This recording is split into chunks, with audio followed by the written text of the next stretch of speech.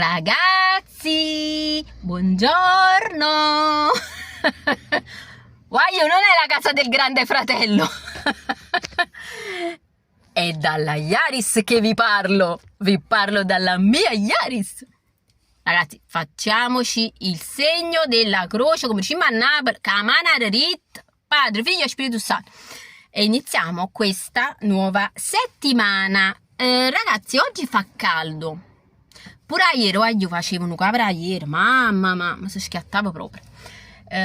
Quindi credo che a breve, ma anche diciamo in questa settimana, secondo me, si potrà già iniziare ad andare a mare. E approfitto per ricordare alla mia amica Sonia la sua promessa. Sonia, mi raccomando, mi hai promesso che quest'anno qualche volta andremo a mare, e direi anche più di qualche volta, perché io mi voglio abbronzare. Oggi deciso, quest'anno voglio abbronzare, perché dopo le vacanze puntualmente sono l'unica bianca, rimango bianca.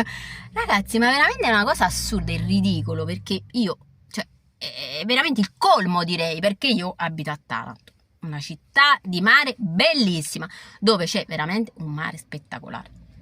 E quindi stavolta veramente, visto che ho più tempo, la domenica non lavoro più, e quindi voglio approfittare per andare un po' a mare. Voglio abbronzare. Sonia, ciamma abbronzare, me l'hai promesso, mi raccomando.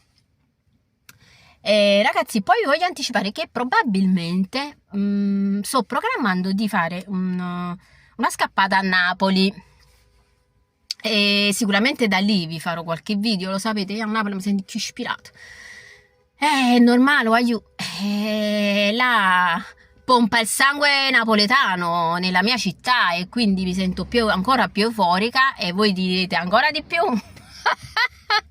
Ragazzi, alla mia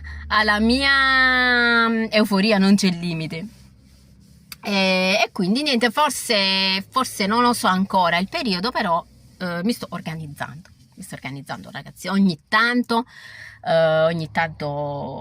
ci vuole un po' di Napoli, lo sapete.